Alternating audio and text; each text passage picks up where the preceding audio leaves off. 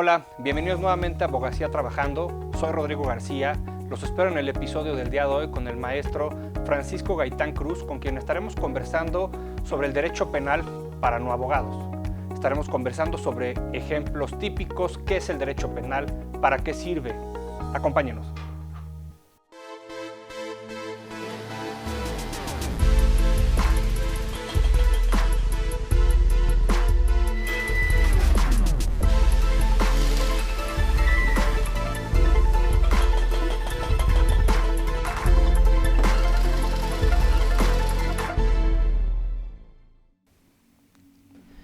Francisco Gaitán es abogado penalista y maestro en Derecho Procesal Penal. Es doctorando en Derecho Constitucional, especialista en Derecho Penal y Comportamiento Humano, litigante, asesor de víctimas y defensor particular, consultor, capacitador y docente en diversas instituciones educativas y de la administración pública. Más de 17 años de trayectoria profesional. Es socio fundador de Grupo H y Gaitán Legal, miembro de la Asociación Nacional de Abogados de Empresa, ANADE, donde fue vicecoordinador del Comité de Derecho Penal del 2016 al 2020. Es miembro del Ilustre y Nacional Colegio de Abogados. Funge como vicecoordinador del Comité de Compliance Penal de la World Compliance Association México. Es defensor y promotor del derecho penal sin corrupción. Ha sido profesor invitado en el ITAM para la materia de amparo penal, en el Instituto Nacional de Ciencias Penales, en el Seminario Permanente de Psicopatología Forense, en la Universidad Panamericana y en la Escuela Libre de Derecho. Autor de diversas publicaciones en revistas y libros del INACIPE, de la ANADE, del IDC, Criminogénesis. Ha participado dando opinión de aspectos legales penales y de seguridad en el financiero Bloomberg, ADN 40, Teledario y Canal Judicial. Asimismo ha participado como experto de opinión en W Radio y en diversas plataformas más. Brinda apoyo a víctimas e imputados mediante representación legal pro bono. Francisco, muchísimas gracias por estar con nosotros en este espacio, en Abogacía Trabajando. Es un gusto tenerte. Platicaremos sobre un tema bastante coloquial, diría yo, el derecho penal para no abogados. Sin más, te preguntaría entonces, ¿qué es el derecho penal? Y digamos, ¿por qué la sociedad tendría que importarnos el derecho penal? Bueno, antes que nada te agradezco la invitación y le extiendo un gran saludo al público de La Barra, a la cual pues le tengo un grande respeto, igual que a ti. Lo que te quiero transmitir a través de la respuesta que te voy a dar a esto que es el derecho penal, es que voy a intentar que esta charla sea lo más coloquial posible y probablemente algunos penalistas colegas dirán, no estás dando el concepto de algún penalista o algún tratadista clásico del derecho penal alemán, y no lo haré así. Es decir, voy a transmitirte un poco a ti y al foro lo que mi experiencia me ha dicho que el derecho penal es y para qué sirve. Sobre todo porque el derecho, desde mi perspectiva inicial, está solamente encaminado al ciudadano, es decir, no al abogado, ni a la persona que domina la forma de impartir justicia como lo pudiese ser un juez o como lo pudiese ser una autoridad administrativa vinculada con el derecho penal como lo es el Ministerio Público, sino en realidad las personas que conviven con él y las que se enfrentan a posibilidades relacionadas con el propio derecho penal, como lo es las personas que vienen caminando aquí en la calle de Reforma en el día de hoy, por ejemplo. El derecho penal tiene antecedentes y tiene fines, ¿ok? El primer antecedente tendría que ver con que el derecho penal no quiere que se cometan conductas delictivas. ¿Y qué es una conducta delictiva? Es algo que a la sociedad le duele demasiado y le reprocha muchísimo al ciudadano que lo realiza. Es decir, un principio general es: a mí no me gustaría que mates a nadie de mi familia. Por ende, si tú lo traspolas a una colonia, a nadie de la colonia le gustaría que mataran a alguien de su familia. Así, tú lo vas haciendo cada vez más grande y naturalmente a nadie en México le gustaría que le mataran a alguien. Por ende, el privar de la vida a alguien, pues corresponde al derecho penal porque es una conducta que si alguien la realiza es totalmente imputable y nadie quiere que suceda. El derecho penal precisamente en principio lo que quiere es prevenir que ese tipo de conductas tan horribles sucedan. Es decir, que nadie mate, que nadie robe, que nadie viole, que nadie secuestre, que nadie, una serie de circunstancias que hoy en día están reguladas en la parte general del derecho penal, que son los códigos penales locales en cada entidad federativa o el Código Penal Federal. ¿Estamos? Esto le puede doler también a la propia sociedad o al propio Estado, es decir, al Estado tampoco le gusta que le roben.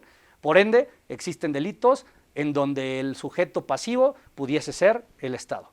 Ahora bien, tampoco le gusta que le roben a la hacienda, por ende también existen delitos fiscales. Es decir, se empieza a volver el derecho penal un poco más especializado en cada una de las ramas específicas en donde trastoca. Pero lo que primero quiere es que no sucedan conductas indeseables, si así le queremos llamar.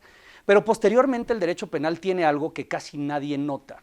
El derecho penal no existe o no nace o no continúa en su existencia para que quien cometa un hecho delictivo o una acción reprochable, como se las acabo de explicar, se pudra en la cárcel, como muchas veces generalmente y coloquialmente la gente dice, quiero que alguien se pudre en la cárcel. Bueno, eso tampoco es el fin.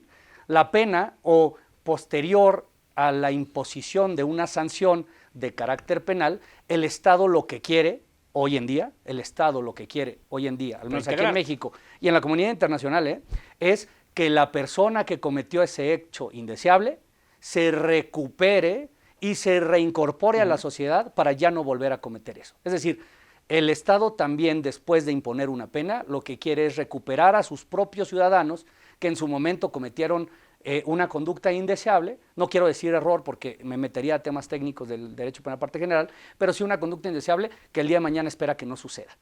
Como en todo, hay regímenes de excepción, es decir, en delitos violentos o por ejemplo en delitos como el homicidio doloso, después de cierto tipo de reformas, hoy en día ya no se puede aspirar a un beneficio preliberacional o una libertad anticipada o algo por el estilo. Pero naturalmente en la regla general del derecho penal sí sería eso. Es decir, el derecho penal lo que quiere desde el inicio es prevenir que se cometan conductas indeseables, posteriormente llevar un debido proceso que se repare el daño a las víctimas, que eso es importantísimo, y posteriormente que la persona que cometió la conducta indeseable pueda incorporarse nuevamente a la sociedad para vivir nuevamente en armonía. Y eso esencialmente es el derecho penal, aunque reitero, existen regímenes de excepción que específicamente el gobierno en turno establece como medidas específicamente importantes para ellos, que no tienen derecho a, uno, poder gozar de libertad mientras se les está investigando, o bien gozar de beneficios preliberacionales o de libertad anticipada después de haber sostenido una sanción de carácter penal, como lo puede llegar a ser la delincuencia organizada, el homicidio doloso y alguna serie de delitos adicionales que el Estado considera son en un grado o en un nivel un poco más gravoso que algunos otro tipo de delitos, ¿no? Y por algo también el nombre de Centro de Readaptación Social, concretamente. Correcto. Mira, a final de cuentas, el derecho lo que regula son conductas humanas. Es decir, nosotros como abogados nos vinculamos con una ciencia humana, no hay más. Entonces, a final de cuentas, lo que se trata de pronosticar es cómo va a reaccionar una persona si es que tú le quemas con un fierro caliente, aquí imagínate que te quemo con un fierro caliente tu brazo, pues probablemente puedas enojarte y empujarme, y si me empujas yo me caigo, me pego y probablemente me muera, o no, o pueda ser, ¿sí me explico? Es decir, todo depende de la conducta humana, ¿no? Los ejemplos clásicos de las clases de derecho penal, ¿no? Naturalmente vas entrando a tu casa, ves a tu pareja con alguien más, entras en un estado de shock emocional, porque es una persona, de alguna forma específica y todos reaccionan de maneras distintas. Puede que desenfundes y dispares, puede que no, puede que te sientes a llorar. Cada persona reacciona de forma diversa ante los elementos de la naturaleza, ¿no?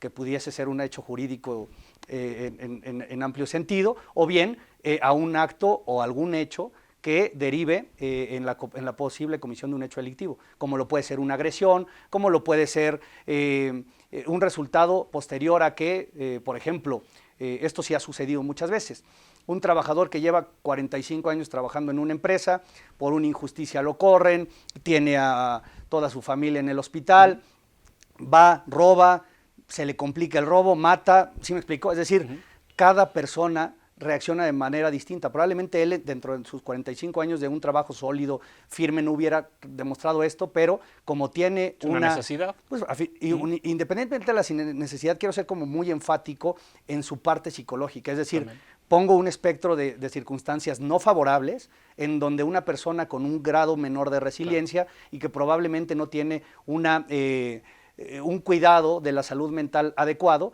posiblemente puede llegar a cometer un hecho delictivo ya sin pensar en las consecuencias. Es decir, ya mi familia está en el hospital, yo no tengo trabajo, pues, ¿qué más puedo perder? Claro. Probablemente estos procesos neuronales muchas veces en el delincuente o en el fenómeno delictivo son muy funcionales. Ahora, eso no quiere decir que si después de haberlo sancionado por el delito de robo y lo que haya sucedido en ese momento, el día de mañana no tenga expectativa de salir, porque posiblemente el Estado le pueda dar eso que en su momento no le garantizó. Es decir, esa salud mental que le pudiera dar la resiliencia suficiente para no cometer ese hecho delictivo. Es decir, no habría que prejuzgar, ¿no? Es decir, los medios de comunicación que de repente salen, ayer hubo robo en tal lugar o hubo un muerto en tal lugar y se prejuzga, ¿no? Malditos asesinos. Pero no sabemos las circunstancias específicas del caso. El derecho penal tiene que entrar ahí, tiene que entrar a esa conducta humana que evidentemente el día de mañana puede ser o no ser reprochable por la sociedad, por ejemplo, ¿no? Claro. Fran, te hace una pregunta un poco, fíjate que esta es creo que bastante común, ¿no? Usualmente alguien estudia Derecho y en la familia, los amigos, eres abogado, tú me vas a sacar de la cárcel, ¿no? Ok, sí, bueno, soy abogado, pero a lo mejor tengo especialidad en otra materia, etcétera. ¿Cuáles podrían ser como los casos más comunes, o que te han preguntado también incluso a ti, a un amigo, alguien de a pie, alguien que no es abogado, respecto a qué puede ayudarle a un abogado penal si se mete en un problema, no sé, en la calle, ya sea manejando, de a pie, cualquier particularidad? ¿Cuáles podrías darnos, digamos, como ejemplos prácticos? Mira, mencionaste la palabra cárcel y me sigo al ejemplo práctico. Naturalmente, cuando alguien habla de derecho penal, luego piensas en cárcel, ¿ok? Siendo que hoy en día los estándares internacionales, las recomendaciones internacionales a países latinoamericanos como México son tendientes a reducir el encierro. Es decir, no es natural que una persona, un animal, un ser vivo esté encerrado en algo que no es naturalmente su estado, pues su estado habitual, natural, digamos, o su estado habitual. Es decir, esto tendría que ser solamente excepcional, ¿ok? Excepcional. La cárcel es excepcional, uno, tanto para la gente que se está siendo investigada por la posible comisión de un hecho delictivo o de una conducta reprochable por la sociedad, o incluso para aquel que se le va a sancionar con una pena privativa de libertad. Si aquel cometió un delito que tiene una pena alternativa o que puede ser sancionado con alguna otra consecuencia jurídica derivada de la responsabilidad penal, el juez penal lo que tendría que hacer es reducir al máximo la capacidad de los centros de cumplimiento de sanciones penales. ¿Ok? Eso es en principio. Esto pues es un shock, naturalmente, para todos los clientes, específicamente los que llegan al despacho, ¿no? Porque lo que esperan es, naturalmente, una promesa de cárcel. Pero bueno, en principio esto es lo más interesante. Ahora, casos naturales, bueno, el ciudadano tendría que tener conocimiento de cuáles son, en el ámbito de sus conductas regulares, aquellos hechos delictivos en los que tú pudieras incurrir, como por ejemplo, manejas un vehículo. Si tú manejas un vehículo, tienes que saber que de acuerdo a la teoría de los riesgos, ¿no?, el Estado corre un riesgo contigo. Naturalmente, independientemente de que te otorga una licencia para conducir, el Estado también sabe que es posible que tú el día de mañana rompas una norma de tránsito o cometas un error al manejar o por circunstancias del clima o por lo que tú quieras, puedas perder el control, atropellar y matar. Lo que deviene en un resultado de conducta típica, que pudiese ser un homicidio, que naturalmente, en principio, no tendría que ver con tu conducta, al resultado volitivo de tu parte, es decir, no quisieras matar, sino que simplemente por un hecho externo o por un error, mataste, ¿no? Entonces, ahí está, tú como ciudadano puedes decir, todos los días que salgas en tu vehículo, piénsalo y bueno, existe el riesgo de que de alguna u otra manera yo pueda incurrir en una conducta ilícita. Eso en principio, ¿no? Ahora, puedes incurrir en 1000 más. Entonces, a final de cuentas, lo que tendríamos que saber es qué conductas están reguladas en el derecho penal para que el día de mañana no nos sorprendamos, ¿no? Recuerdo alguna vez un cliente que naturalmente, un cliente muy normal, si así le queremos llamar, que es citado por la FGR para formular la imputación en una audiencia inicial, delito federal, ¿no? Imagínate cualquier persona como ustedes que estamos aquí, de repente les llega un citatorio para comparecer a audiencia inicial en un delito federal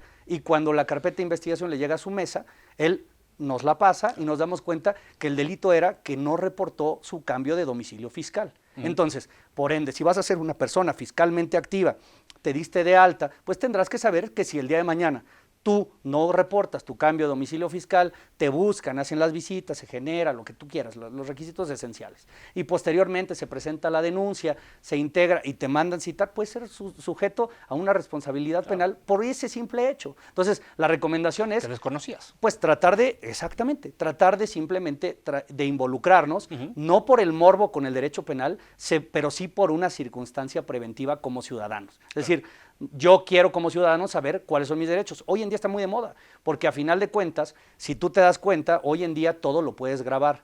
Y a veces, no sé, te para un policía, la gente ya está grabando, está un poco más consciente de qué pueden o qué no pueden hacer los policías, hasta dónde pueden intervenir conmigo, me pueden tocar, no me pueden tocar, me pueden revisar, no me pueden revisar, claro. cuál es la sospecha razonable. Y todo esto es un trabajo de nosotros como abogados, como esta parte en donde tú me estás invitando a explicar muy brevemente y con el poco tiempo que tengo este tipo de circunstancias, porque nosotros hay que trasladarle al ciudadano el término de sospecha razonable que definió la Corte al ciudadano a pie. Claro. Porque digamos que en el Olimpo de los jueces, magistrados y ministros, pues naturalmente ellos podrán hablar en términos legales que probablemente tú y yo comprendamos o no, y posteriormente el ciudadano a pie, pues cuándo va a entender lo que es un término de sospecha razonable a la luz de los debates específicos de la Corte. Claro. ¿No? Entonces, Sí. vale mucho la pena que el ciudadano también se involucre y haga muchas preguntas, ¿no? Generar espacios también, ¿no? Incluso.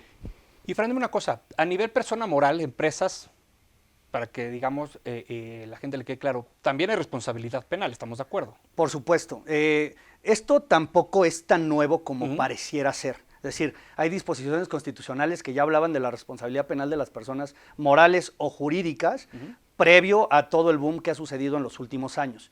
Y esto tiene que ver con que somos un país que naturalmente responde a recomendaciones internacionales. Claro. Evidentemente también tiene un alto nivel de participación delictiva a través de la generación de empresas fantasma o la generación de empresas que son, digamos que creadas para delinquir, y pues naturalmente todos estos factores hicieron que México lo reconociera a un nivel procesal general. Es decir, hoy en día existe un proceso específico para juzgar a las personas jurídicas y sancionarlas penalmente como responsables en la comisión de un hecho delictivo independiente de la persona física que lo cometió. Esto quiere decir, las empresas son hoy en día en México responsables penalmente por la comisión de hechos delictivos, y está bien, es natural, y hay muchos antecedentes en el mundo que tienen que ver con alguna serie de estructuras corporativas que se dedican a ganar dinero en perjuicio de el medio ambiente, por ejemplo, ¿no? Sabiendo que estamos produciendo cosas que matan a la flora y fauna marina, pues lo hacemos. Y de todos modos seguimos haciéndonos y enriqueciéndonos. Esto generalmente deviene en una serie de redes de corrupción, por ejemplo, ¿no? Porque si hay un gobierno que tiene que revisar que tú no realices este tipo de conductas, pues generalmente hay funcionarios que tienen, digamos que algunas conductas irregulares que permiten operaciones normales. Este es un ejemplo, por ejemplo, como algunos otros. Y naturalmente en países latinoamericanos hay que hablar normal, como son las cosas, independientemente de que las sedes de las empresas estén en otros lados, pues en países latinoamericanos se sienten un poquito más libres de hacer cosas fuera de la ley.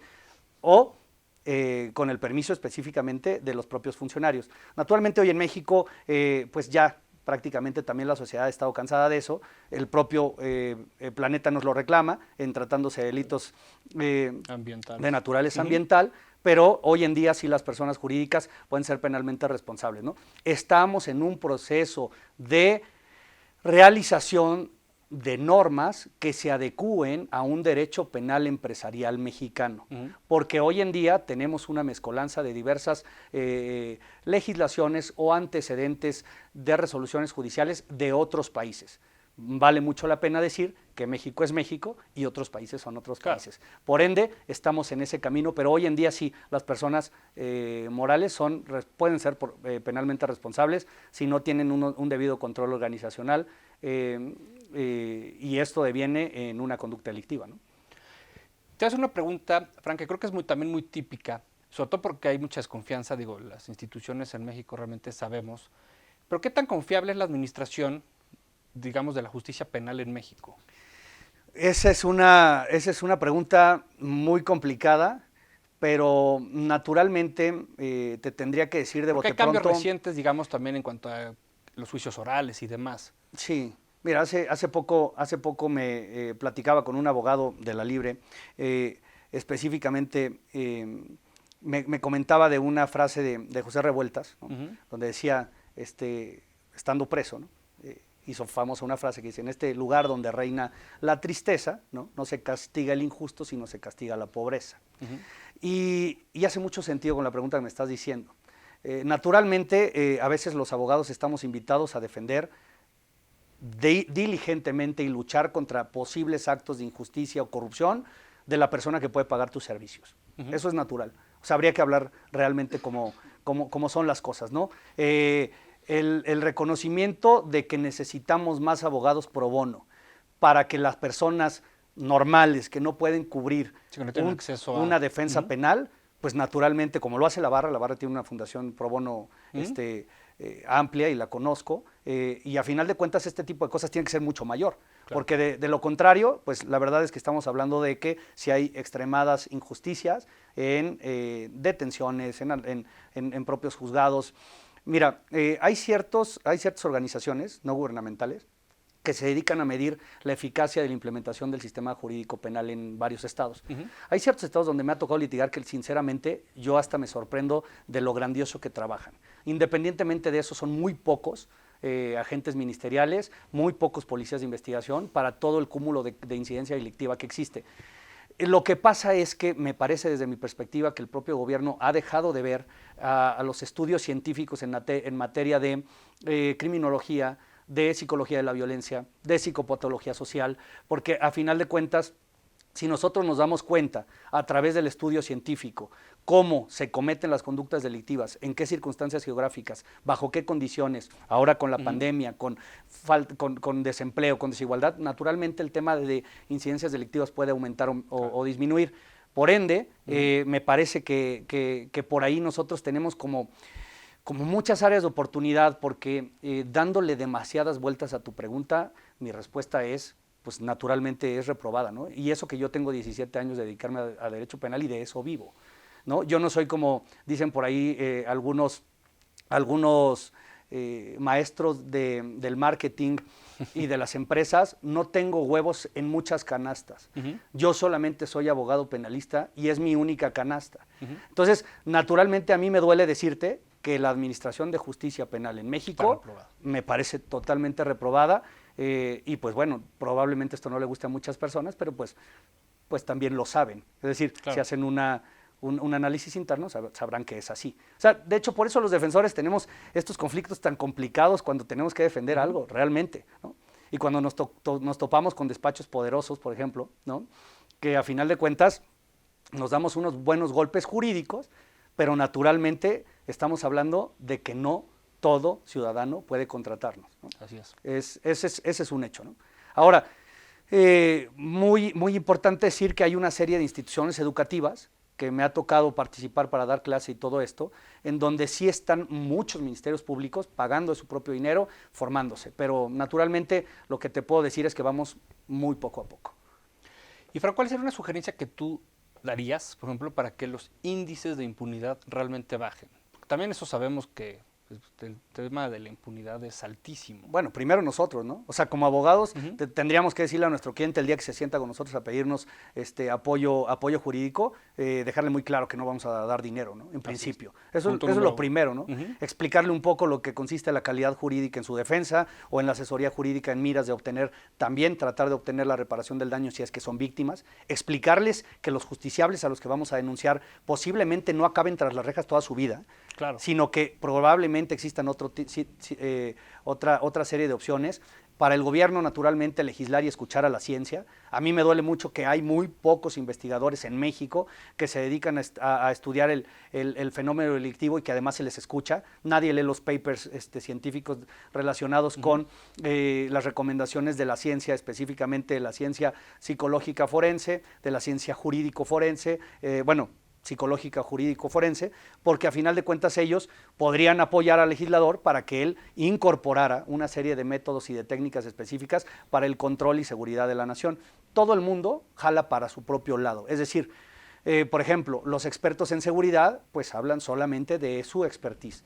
Los legisladores pues a veces toman una u otra opinión, pero naturalmente también tienen que responder a ciertas directrices políticas. Por ende, estamos bien lejos, ¿no? Es decir, me ha tocado platicar en estos parlamentos abiertos que son muy interesantes, específicamente, por ejemplo, para evitar el aumento de catálogo de delitos en materia de prisión preventiva oficiosa, y es muy frustrante que no, independientemente de que traemos pues mucho sustento científico y mucho sustento legal internacional, pues la realidad nacional es que el día de mañana en la reforma tiene que salir.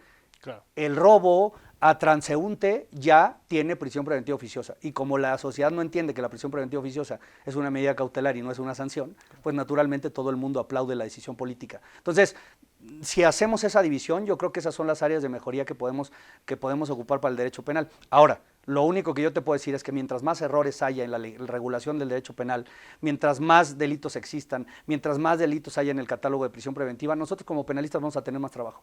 O sea, a final de cuentas, no, yo lo platico a veces con algunos colegas y me dicen, Paco, ¿y qué te molestas? Pues a final de cuentas vamos a tener más trabajo como el que seguimos teniendo, ¿no? Ahora más con las empresas que también son penalmente responsables, pues seguimos aumentando en trabajo, pero no se trata de eso. Se trata de ver un poquito hacia el otro lado. Pero yo me parece que por ahí podríamos empezar a mejorar, ¿no? Y también tener como un poco más de formación humana. Tanto los operadores del sistema... Y eso es lo que iba a perdón la interrupción, Fran, porque nos quedan 2 minutitos, perdóname. Sí. Justo como esa parte final, o sea, ¿qué ves tú que hace falta realmente como para que entonces todo esto funcione de una mejor manera? Pues yo creo que entender, romper muchos egos, ¿no? Saber que somos abogados, pero que también servimos a una ciencia humana, naturalmente. Tratar de incidir en los operadores del sistema para que ellos también entiendan que no son todopoderosos. Esto va para jueces, magistrados, para ministros, para ministerios públicos, fiscales. A final de cuentas, son puestos que naturalmente tienen una, ¿cómo podrá decir?, un enfoque destinado a la administración de justicia, no a ponernos sobre el pedestal de alguien más. Y nosotros como abogados igual, es decir, hablar con la verdad, no cooperar en la corrupción, explicar a quien podamos, brindar apoyo pro bono y naturalmente tratar de incidir en las decisiones gubernamentales como participación en parlamentos abiertos, tratar de proponer estrategias para la regulación correcta de nuestras áreas específicas del derecho, y pues naturalmente nunca parar, no dejar de trabajar en pro y en beneficio de lo que algún día nos hizo ser abogados. Correcto. Creo que casi todos respondimos eso en nuestra primera clase de Derecho, de Introducción al Estudio del Derecho o Derecho Penal, Derecho Civil parte 1, casi todos respondimos que queremos ser abogados por temas de justicia. Entonces eso no habría que olvidarlo, ¿no? Yo creo que por ahí. Perfecto, Fran, pues agradecerte nuevamente, la verdad es que el programa se va muy rápido. Muy rápido. Me pareció muy, muy interesante cómo lo abordaste para quizá una mejor comprensión de la audiencia, de los que a lo mejor no nos dedicamos tampoco al derecho penal. Invitarte nuevamente, este espacio es tuyo, y gracias nuevamente también a ustedes por habernos acompañado en Abogacía Trabajando.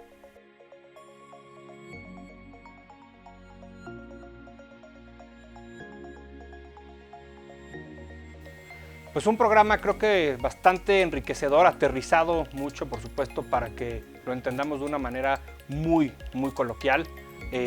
Como sugerencia simplemente, como ya lo mencionaba Francisco, hay que conocer nuestros derechos, hay que respetar también, por supuesto, la ley, tratar de incurrir en esas conductas delictivas como la corrupción, la clásica mordida, etc. Los espero en el siguiente episodio de Abogacía Trabajando.